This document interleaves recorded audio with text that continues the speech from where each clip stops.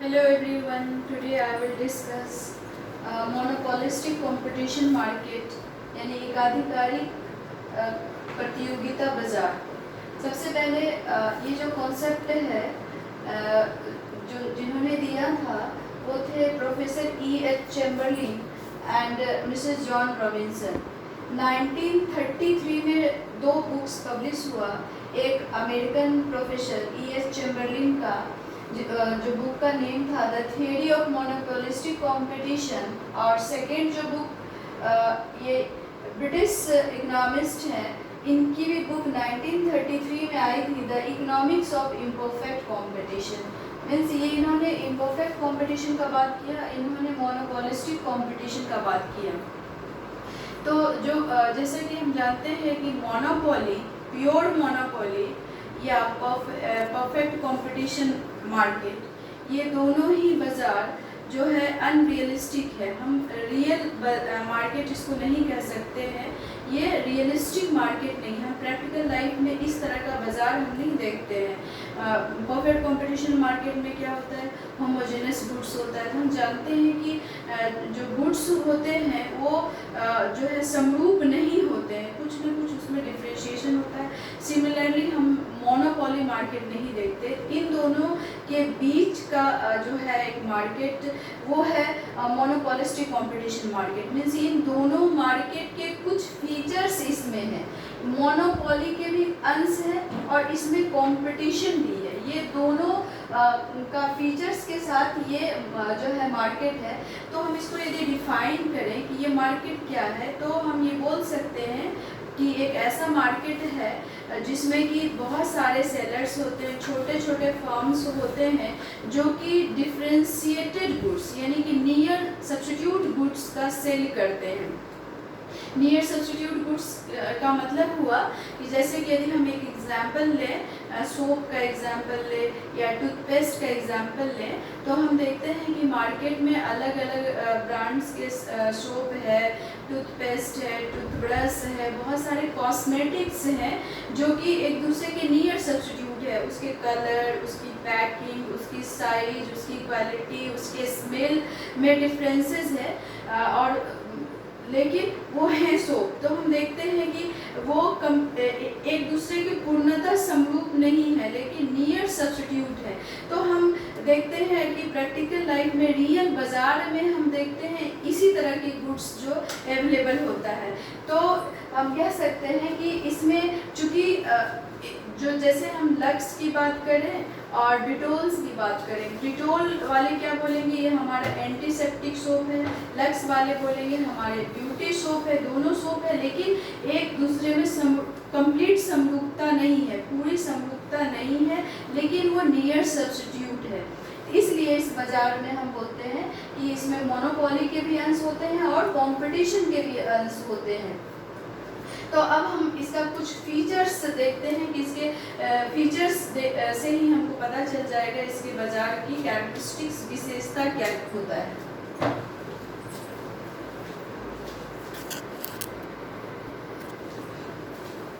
तो अब हम कुछ फीचर्स देखते हैं कि इसके क्या हैं। Features of monopolistic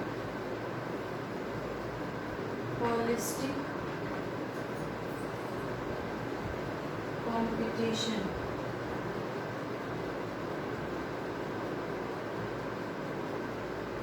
market first, इसमें जो है चूँकि नियर सब्स्टिट्यूट गुड्स बेच रहे हैं, तो नंबर ऑफ जो सेलर होंगे वो लार्ज नंबर में होंगे। बहुत सारे स्मॉल जो फर्म्स के सेलर, स्मॉल फर्म्स होंगे इस बाज़ार में, तो large number of sellers, large number of sellers.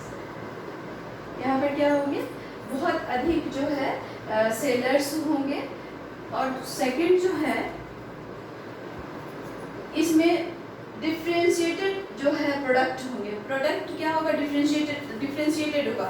उसमें पैकिंग में, कलर में, क्वालिटी में, स्मेल में थोड़ा डिफरेंस होगा। सोप ही है तो अलग अलग ब्रांड के सोप में जो है अलग अलग उसकी पैकिंग होगी, उसकी क्वालिटी होगी, उसका साइज होगा।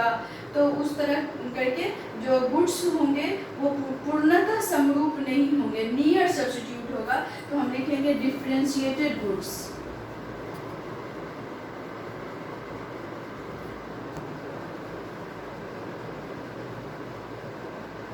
गुड्स और प्रोडक्ट्स, यानी प्रोडक्ट्स में क्या होगा, डिफरेंशिएशन होगा। और हम इसके पहले देख चुके थे कि परफेक्ट कंपटीशन मार्केट में जो है फ्री एंट्री और एग्जिट था, लेकिन मोनोपोली में जो है वो एंट्री नहीं था, एग्जिट नहीं था, तो इस रिस्ट्रिक्टेड था उसमें। लेकिन इस मार्केट में भी अनरिस्ट्रिक्टेड क्या है, एंट्री एंड एग्जिट है। ये कोई भी फर्म जो है इस मार्केट में आके अपना उत्पादन करके सेल कर सकते हैं। तो इसमें जो है थर्ड जो है वो unrestricted entry and exit. Exit means किसी फर्म को लगता है कि यहाँ पर प्रॉफिट अधिक है और वो चाहे कि इस मार्केट में एंटर करना, तो फ्रीली एंटर कर सकता है, नियर सब्स्टिट्यूट गुड्स को वो सेल कर सकता है, प्रोड्यूस कर सकता है। और वो जब उसको लगता है, किसी फर्म को लगता है कि लॉस हो रहा है, तो वो एग्जिट कर सकता है।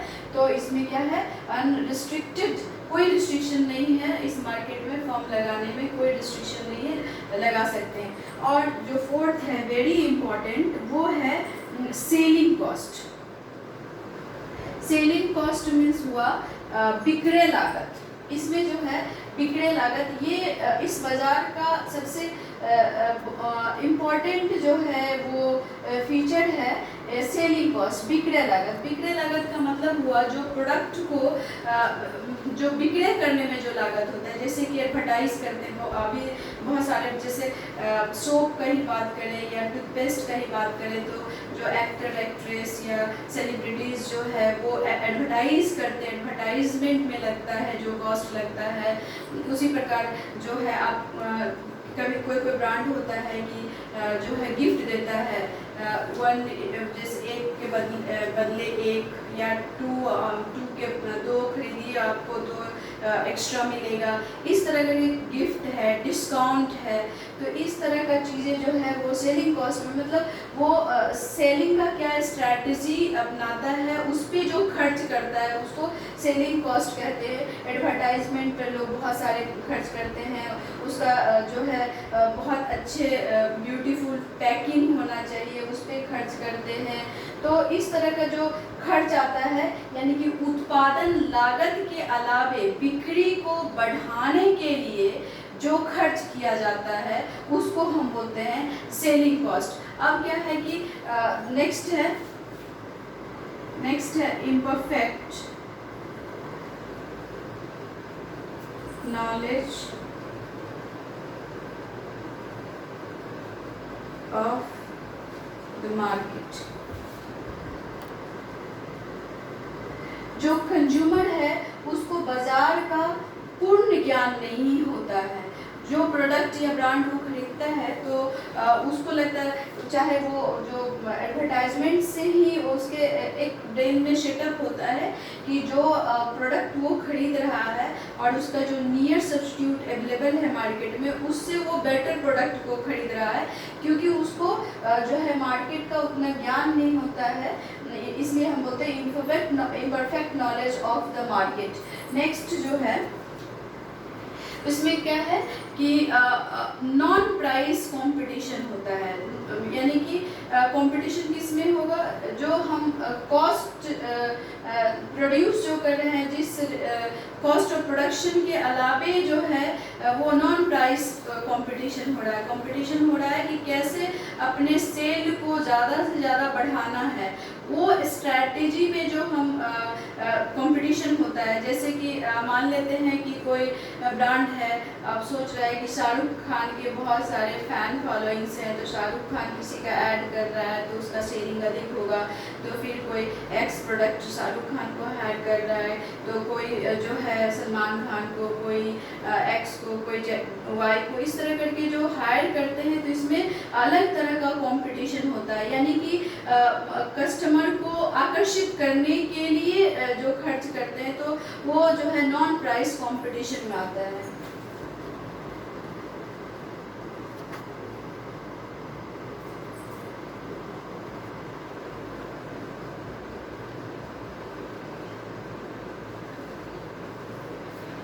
और इस बाजार का एक और फीचर है कि इस बाजार में प्राइस मेकर होता है।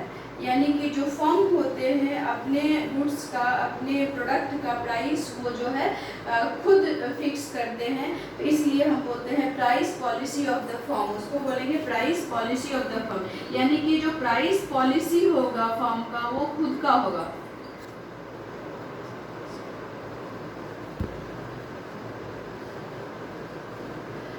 वो अपने लागत और सेलिंग कॉस्ट के हिसाब से जो है वो अपनी पॉलिसी, प्राइस पॉलिसी बनाएगी फर्म। वो जो है किसी और की पॉलिसी को फॉलो नहीं करेगा। एक तरह से हम कह सकते हैं कि इस बाज़ार में जो है जो सेलर है वो प्राइस मेकर है, प्राइस कंट्रोल करता है, प्राइस डिसाइड जो है वो सेलर करता है इस मार्केट में।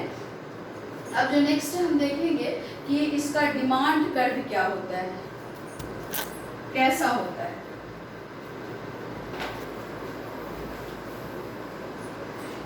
इस मार्केट में भी सेलर का जो डिमांड कर्व होगा वो left to right downward slope करेगा। तो इस मार्केट का डिमांड कर्व हम पहले पढ़ चुके हैं कि मोनोपोलिस्ट का भी demand curve left to right downward slope करता है। तो फिर इन दोनों के जो है डिमांड कर्व में डिफरेंस क्या होगा, तो मैं अभी एक डायग्राम, 3 डायग्राम्स बनाती हूँ, उससे क्लियर हो जाएगा कि क्या डिफरेंस होगा। जब हम परफेक्ट कंपटीशन मार्केट का जो डिमांड कर्व की बात करते हैं, यहाँ पर वैसे ही प्राइस एंड कॉस्ट होगा और यहाँ पर आउटपुट होगा। तो उसमें क्या था कि MR is equal to AR था। तो हम यहाँ पर बोल सकते हैं elasticity of demand is infinity. क्या है कि इस प्राइस पर जो मांग है वो अनंत हो सकता है। अब जब हम ये परफेक्ट कंपटीशन मार्केट का है, परफेक्ट कंपटीशन मार्केट का है। और जब हम मोनोपोली का बात करें तो मोनोपोली में जो होगा वो इस तरह करके होगा, AR और ये होगा MR। इसमें जो होगा elasticity of demand less than unity होगा। यानी कि जहाँ पर price less, elasticity less than 1 होगा, वहाँ पर जो है प्राइस जो है कुछ हद तक सेलर के हाथ में होगा। ऐसे भी हम जानते हैं जो बाज़ार में जो बाज़ार कम इलास्टिक होता है वहाँ पर सेलर अपने प्राइस को अधिक रख सकता है। लेकिन जहाँ पर कि जो डिमांड इलास्टिक है वहाँ पर जैसे ही जो प्राइस थोड़ा बढ़ेगा तो हो सकता है कि बहुत सारे कस्टमर जो है उसको परचेज करना छोड़ दे, और थोड़ा जब घटेगा तो हो सकता है कि बहुत सारे कस्टमर जो है उधर अट्रैक्ट होकर आ जाए। तो मोनोपोलिस्टिक मार्केट में जो डिमांड कर्व होता है ये है मोनोपोली का, ये मोनोपोली मार्केट का है। और ये मोनोपोलिस्टिक कंपटीशन की जब हम बात करें मार्केट की, तो उसका जो है थोड़ा वाइड होता है। यानी कि ये यहाँ पर जो है MR, यहाँ भी MR जो AR जो होता है वो MR से ग्रेटर होता है। लेकिन ये क्या होता है, इसमें E elasticity of demand greater than unity होता है। यानी कि किसी समय चूँकि इस बाजार में जो है नियर सब्स्टिट्यूट गुड्स जो है सेल किए जाते हैं, यदि किसी समय यदि टू गुड्स है, टू गुड्स हम या टू प्रोडक्ट्स की बात करते हैं, ये एक्स है और ये वाई है, टू प्रोडक्ट, ये जो है एक दूसरे का नियर सब्स्टिट्यूट है। तो इसमें क्या होगा कि यदि किसी समय x जो है अपने प्राइस को अधिक करता है, तो इसके बहुत सारे कस्टमर जो है इस प्रोडक्ट को छोड़ के इस प्रोडक्ट को परचेज करना, y को परचेज करना शुरू कर देंगे। क्यों? क्योंकि यहाँ पर जो है ये जो है डिमांड जो है वो इलास्टिक है, मोर देन यूनिटी है, और किसी समय ये अपने प्राइस को लेस कर दे, कम कर दे, तो होगा क्या, यहाँ वाई खरीदने वाले, परचेज करने वाले बहुत सारे कस्टमर जो है एक्स को परचेज करने लगे। तो इस तरह से हम देखते हैं कि जो है इलास्टिसिटी डिफरेंस तीनों ही बाजार में, ये जो है पूर्णतः लोचदार है, ये जो है लेस देन यूनिटी है और ये ग्रेटर देन यूनिटी है। यानी कि हम कह सकते हैं कि मोनोपोलिस्टिक कंपटीशन मार्केट में एक मोनोपोलिस्ट का जो डिमांड कर्व होगा वो भी left to right downward slope करेगा, और जो इसकी इलास्टिसिटी जो है मोर देन यूनिटी होगा। इसका मतलब है कि एक जो सेलर है अपने प्राइस को अधिक नहीं कर सकता है, और किसी समय वो अपने प्राइस को अधिक करता है या अधिक करना चाहेगा, तो हो सकता है कि उसका जो है बहुत सारे कस्टमर उसको छोड़कर किसी और नियर सब्स्टिट्यूट गुड्स का परचेज करना लगे, कंज्यूम करने लगे। और किसी समय वो यदि प्राइस को कम कर देगा, ज़्यादा कम होने से हो सकता है कि प्राइस वॉर हो, या कुछ जो है एक ऑप्टिमम प्राइस कम करेगा, तो जो है कुछ कस्टमर्स जो है उसके गुड्स का डिमांड को बढ़ा दे। लेकिन बहुत सारे कस्टमर ऐसे होते हैं जो ब्रांड एडिक्टेड होते हैं, उनकी अपनी पसंद होती है ब्रांड का, वो कीमत ऊपर नीचे जाने से भी वो अपने ब्रांड को नहीं छोड़ते हैं।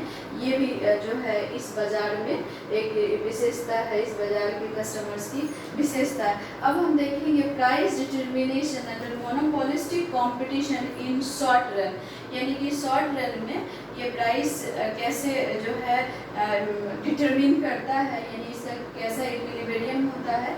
तो हम बताना चाहेंगे इस बाज़ार में जो है शॉर्ट रन में मोनोपोलिस्ट को प्रॉफिट हो सकता है और लॉस भी हो सकता है, दोनों ही कंडीशन को ये फेस कर सकता है। हो सकता है कि किसी समय जो है प्राइस जो सप्लाई है, जितना सप्लाई है इस प्रोडक्ट का, मोनोपोलिस्ट को इस बाज़ार में प्रोडक्ट का जितना सप्लाई है उतना मार्केट डिमांड नहीं हो, तो उस कंडीशन में जो है लॉस हो सकता है। तो हम इसका जो है शॉर्ट रन में प्राइस डिटर्मिनेशन देखते हैं।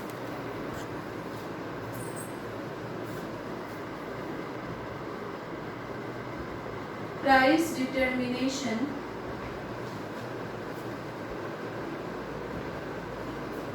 in the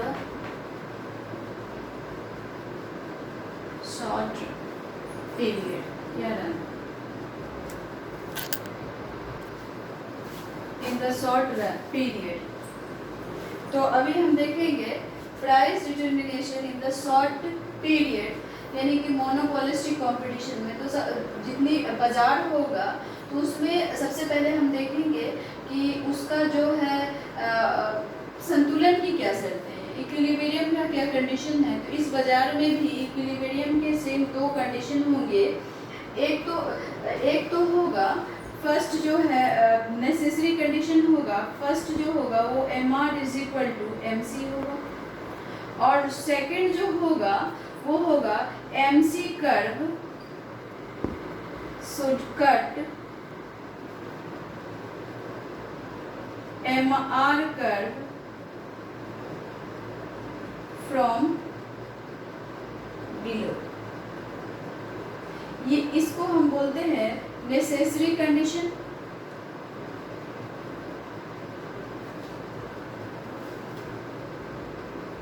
और इसको बोलते हैं सफिशिएंट कंडीशन।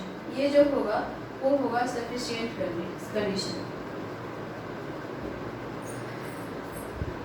इस मार्केट में हम चूँकि यहाँ पर जो गुड प्रोडक्ट होते हैं, डिफरेंट प्रोडक्ट होते हैं, तो उसको हम जो है स्थिर मान लेते हैं। उस हिसाब से जो है हम इसका कंडीशन दिखाते हैं कि MR है MC के बराबर, और MC कर्व जो है MR कर्व को नीचे से कट करना चाहिए। तो इसका यदि हम प्रॉफिट का दिखाएं, ये प्रॉफिट का डायग्राम से दिखाएं तो कुछ ऐसा होगा। पहला, यदि इस बाजार में जो मोनोपोलिस्ट को प्रॉफिट मिल रहा है तो कुछ ऐसा होगा इसका डायग्राम।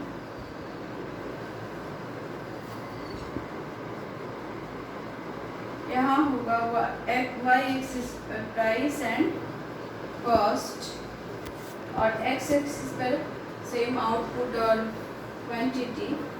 तो अब डिमांड कर्व देखेंगे तो इसके डिमांड कर्व को क्या करना है, हमको थोड़ा इलास्टिक दिखाना है।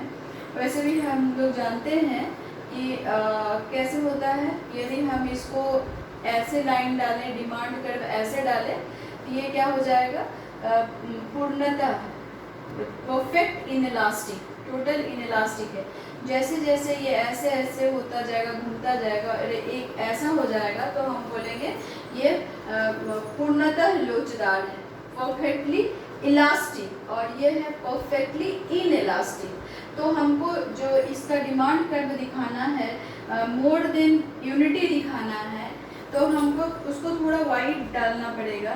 ये है AR और ये है MR कर्व। अब चूँकि हमको कंडीशन दिखाना है इक्विलिब्रियम का कंडीशन, तो MR MC के बराबर हो और वो नीचे से कट करे, तो उसके लिए हम क्या करते हैं, ये हो गया MC कर्व। इसका जो इक्विलिब्रियम है वो यहाँ पे आ रहा है और उसका जो प्राइस फिक्स हो रहा है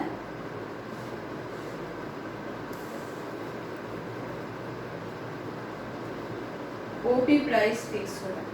और चूँकि प्रॉफिट दिखाना है, ऑब्वियस है कि ये उसका डिमांड कर्व है, यानी कि प्राइस यहाँ पर फिक्स हो रहा है। तो हम क्या करना पड़ेगा, एवरेज कॉस्ट को इससे कम करना पड़ेगा, प्राइस से कम करना पड़ेगा। तो हम क्या करते हैं, प्राइस को दिखाने के लिए ये जो है एवरेज कॉस्ट कर्व को लेते हैं, एवरेज। इसको हम चूँकि शॉर्ट पीरियड की बात कर रहे हैं तो हम SMC कर सकते हैं, short period marginal cost curve, और इसको करेंगे SAC। तो क्या हो जाएगा, शॉर्ट रन या short period average cost curve. इसको यदि हम S कर दें तो सेम ही हम बोलेंगे short period marginal revenue curve, short period average revenue curve. तो हम देखते हैं कि E पॉइंट पे जो है उसका इक्विलिब्रियम हो रहा है। यदि वो मार्केट में OQ प्रोडक्ट को सेल करता है तो इसको P1 करते हैं और इसको यहाँ और यहाँ इसको A कर देते हैं, और इस पॉइंट को हम B कर देते हैं, इसको अंदर ही लिखते हैं, B कर देते हैं। तो हम देखते हैं ये वाला एरिया जो है इतना उसको प्रॉफिट हो रहा है, ये उसका प्रॉफिट का एरिया है। क्यों? क्योंकि उसका जो है प्राइस OP या AQ के बराबर मिल रहा है, और उसका जो एवरेज कॉस्ट है यानी पर यूनिट लागत जो है OP के बराबर, OP1 के बराबर है या BQ के बराबर जो है उसका लागत है। इन दोनों का डिफरेंस ही जो है उसका प्रॉफिट है। तो पर यूनिट प्रॉफिट जो है उसको PP1 मिल रहा है, और टोटल प्रॉफिट जो है एरिया ऑफ P1P AB या P1BAP, ये वाला जो है उसका टोटल प्रॉफिट हो रहा है। यानी कि मोनोपोलिस्ट जो अंदर मोनोपोलिस्टिक कंपटीशन मार्केट जो सेलर है उसको शॉर्ट रन में जो है इस तरह का प्रॉफिट उसको मिलेगा। अब ऐसा नहीं है कि इस मार्केट में उसको लॉस नहीं होगा, वो उसको लॉस भी हो सकता है। तो लॉस दिखाने के लिए हम डायग्राम को चेंज करते हैं थोड़ा।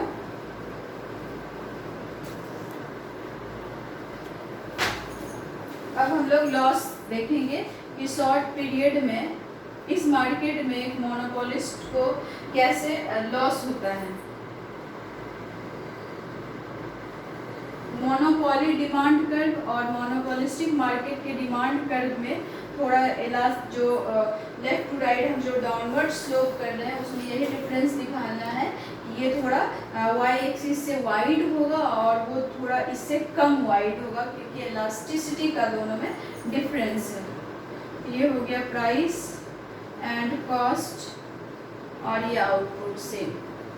तो हम इसका डिमांड कर्व दिखा रहे हैं। ये हो गया AR, ये हो गया MR, ये हो गया MC। इसको जो प्राइस मिल रहा है वो प्राइस मिल रहा है OP, क्योंकि शॉर्ट रन में हम लोग लॉस दिखा रहे हैं। तो लॉस दिखा रहे हैं, इसका मतलब क्या है कि जो इसको प्राइस OP या AQ मिल रहा है इससे ज़्यादा इसका एवरेज कॉस्ट है। तो हम इसको दिखाते हैं S। ये जो AC कर्व है यहाँ पर भी हम लोग S, सब जगह S डाल सकते हैं। S डाल डिस्टिंग्विश करना है यदि लॉन्ग पीरियड जो है प्राइस डिटर्मिनेशन से शॉर्ट पीरियड को, तो हम S जो है सब जगह डाल सकते हैं और दिखा सकते हैं कि ये जो जितने भी कर्व्स हैं वो शॉर्ट रन के कर्व्स हैं। यहाँ पर B कर देते हैं और इसको P1। तो इस केस में हम देखते हैं कि AR कर्व से जो लाइन y एक्सिस पे जा रहा है वो ये लाइन है। इसका मतलब है इस केस में जो है उसका प्राइस OP या AQ के बराबर है और उसका जो कॉस्ट है वो OP1 या BQ के बराबर है। तो हम देख रहे हैं कि कीमत तो उसको OP मिल रहा है, लेकिन लागत जो है उसका ये हो जा रहा है, ये उसका क्या हो जा रहा है, लागत हो जा रहा है, ये कॉस्ट उसका हो जा रहा है और ये जो है उसको इतना प्राइस मिल रहा है। यानी कि इन दोनों का डिफरेंस ही उसका लॉस है। तो PP1 या AB के बराबर उसको लॉस हो रहा है और टोटल लॉस की बात करें तो PAB P1 के बराबर टोटल उसको लॉस हो रहा है। तो इसका कंक्लूजन क्या है कि एक मोनोपोलिस्ट जो कि इस मार्केट में मोनोपोलिस्ट नहीं बोल सकते, सेलर बोलेंगे। जो एक सेलर है वो जो है इस मार्केट में यदि सेलिंग कर रहा है तो उसको क्या हो सकता है, अल्पकाल में उसको प्रॉफिट भी हो सकता है और लॉस भी हो सकता है। तो अब क्या है कि लॉन्ग पीरियड में, लॉन्ग रन में क्या होगा, तो लॉन्ग रन में उसको सिर्फ और सिर्फ जो है नॉर्मल प्रॉफिट होगा। कैसे होगा नॉर्मल प्रॉफिट? इसलिए क्योंकि इस बाजार में जो है किसी भी फर्म का एंट्री और एग्जिट जो है अनरिस्ट्रिक्टेड है, यानी कि कोई रिस्ट्रिक्शन नहीं है इस बाजार में फर्म, कोई भी नए फर्म के लिए आना और या तो जो फर्म काम कर रहा है उसका जाना। तो यदि किसी समय इसी डायग्राम से हम बताते हैं, किसी समय यहाँ पर लॉस हो रहा है, इस मार्केट में लॉस हो रहा है फर्म्स को, तो क्या करेंगे, कुछ फर्म्स जो है इस बाज़ार से एग्जिट कर जाएंगे। तो एग्जिट कर जाएंगे तो जो सप्लाई ऑफ गुड्स होगा वो कम हो जाएगा। तो मान लेते हैं कि जहाँ पर कि सोप का एग्जांपल लेते हैं कि 10 तरह के सोप अवेलेबल हैं, उसमें से कुछ जो है सेलर जो है एग्जिट कर गए, तो अब 5 या 7 टाइप्स के ही जो है प्रोडक्ट हैं। तो कहीं ना कहीं कस्टमर्स जो हैं जो एग्जिट किया है, 3 सोप सेलर जो एग्जिट किया है इस मार्केट से, तो उसके 3 के जो हैं कस्टमर इसी 7 में से डिमांड करेंगे।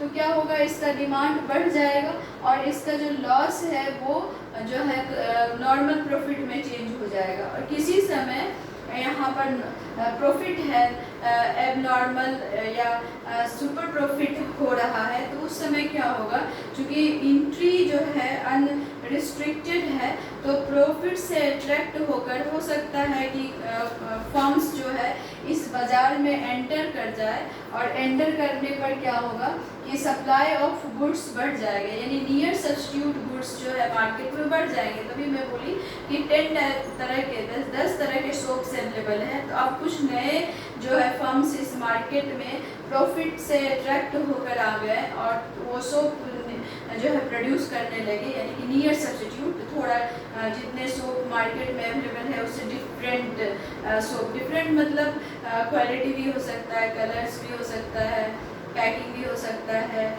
स्मेल भी हो सकता है। तो उस तरह करके थोड़ा, जैसे कि हम लोग मार्केट में कैसे ऐड आता है कि लक्स है तो ब्यूटी सोप है, आपको जो पियर्स है उसकी अपनी क्वालिटी बताते हैं, और डव है तो आपको ड्राइनेस कम करता है, उसमें मिल्क है, डिटोल है, सेवलॉन है, तो ये सब जो है एंटीसेप्टिक है। तो इस तरह करके जो एंटर करेंगे तो क्या होगा, नियर सब्स्टिट्यूट गुड्स की सप्लाई जो है वो बढ़ जाएगी, और जो बढ़ जाने से जो कस्टमर जो है वो उस गुड्स जो नए एंटर किए हैं फर्म्स उसके गुड्स का डिमांड बढ़ाएगा। तो जो पहले से नॉर्मल प्रॉफिट अर्न कर रहा था फर्म्स उसका क्या हो जाएगा, प्रॉफिट नॉर्मल हो जाएगा। तो इसका मतलब ये हुआ कि मोनोपोलिस्टिक कंपटीशन मार्केट में सेलर को लॉन्ग रन में, लॉन्ग पीरियड में जो है नॉर्मल प्रॉफिट मिलता है।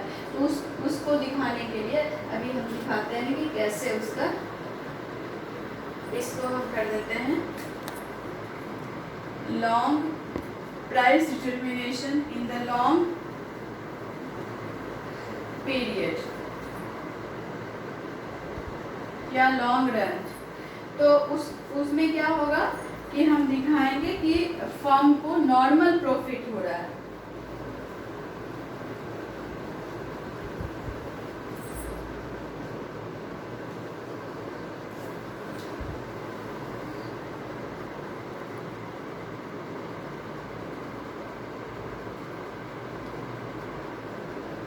प्राइस एंड कॉस्ट, ये आउटपुट हम दिखा दिए।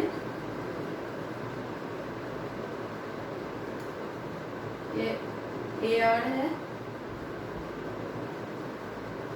MR है, ये इक्विलिब्रियम,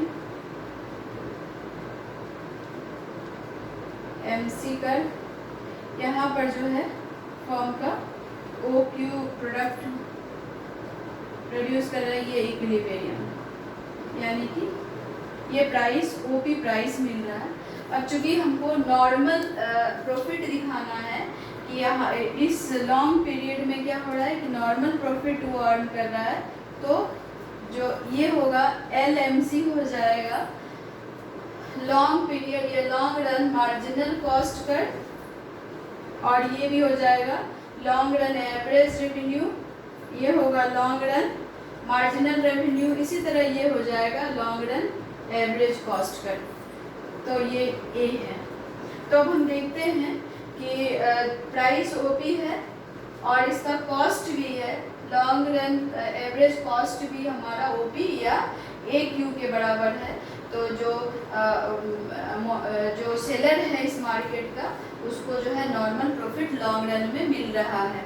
तो अब मैं पहले ही बता दी कि कैसे जो है शॉर्ट रन में प्रॉफिट या लॉस को देखते हुए फर्म जो है एंटर और एग्जिट करके लॉस को नॉर्मल प्रॉफिट में चेंज कर देता है और प्रॉफिट को भी जो है नॉर्मल प्रॉफिट में चेंज कर देता है। अब नेक्स्ट क्लास जो है हम लोग ये प्राइस